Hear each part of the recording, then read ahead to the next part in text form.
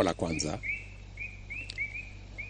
tuelewe kwamba gharama ya maisha imepanda, sio Kenya peke yake. Sio Kenya peke yake, duniani kote. Ya kwanza, na imechangiwa na mambo kadha. COVID-19 ilileta hasara kubwa duniani kila mahali. Watu walipoteza ajira, wengine wakapoteza kazi, wengine wakakosa hata kuendelea na kazi zao za shambani. Kukakuwa na matatizo.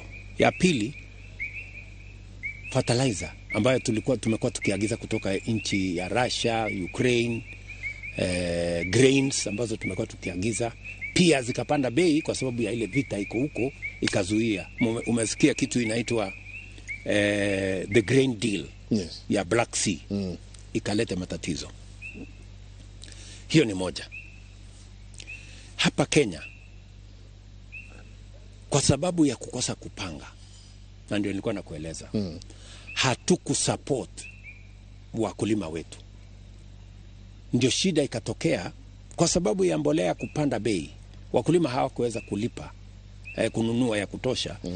Ile production yetu ikaenda chini by almost 10 million bags.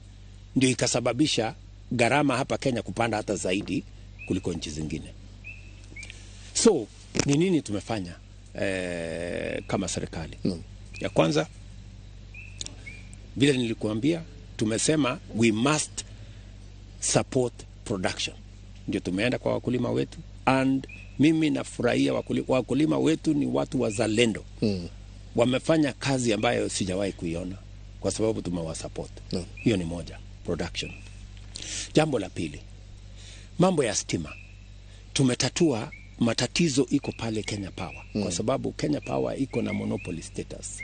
Tumeketi chini na development partners na tumekubaliana vile tutatatua matatizo ya Kenya Power. Hii ni matatizo ya karibu miaka 20. But we are going to sort it out this time round. Jambo la tatu, tumekubaliana ya kwamba hatutaki kuendesha nchi yetu kwa madeni, na tunataka ile ushuru ambayo Wakenya wote wanalipa. Ndio tukaongeza ushuru kwa mafuta.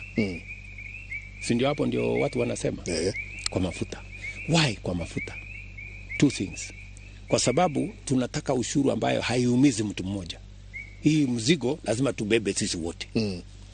Lakini pia tumefanya mambo kadhaa ili kuhakikisha kwamba hiyo shida it doesn't affect as many people.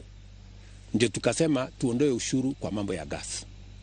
Gas unakubali, wananchi wote wanakubali, bei ya gas tumeiteremsha chini. Namba ya pili, tumeondoa ushuru kwa mambo ya petroleum levy. Yes. Tumeondoa ushuru kwa mambo ya IDF. Kwa sababu tunatafuta pia mahali tunaweza kubalance. Especially mahali mwananchi wa kawaida anaweza akapata kuumia.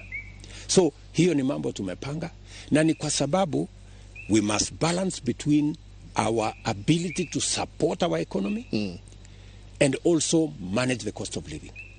You know? Yes. Na nilikwambia, mbona sisi tunaelekeza mpango yetu sana kwa kupunguza gharama ya chakula? Ni kwa sababu 52%, 52% ya gharama ya maisha ni gharama ya chakula. Kumaanisha ukisort out gharama ya chakula, you make a big dent in sorting out the cost of living. Na ndio unaona tumeelekeza mipango yetu mingi katika kusupport wakulima, kwa sababu tukisupport wakulima we will make the biggest impact, you know, katika kusort out maneno ya cost of living. Rais, umetaja jambo kuhusu deni.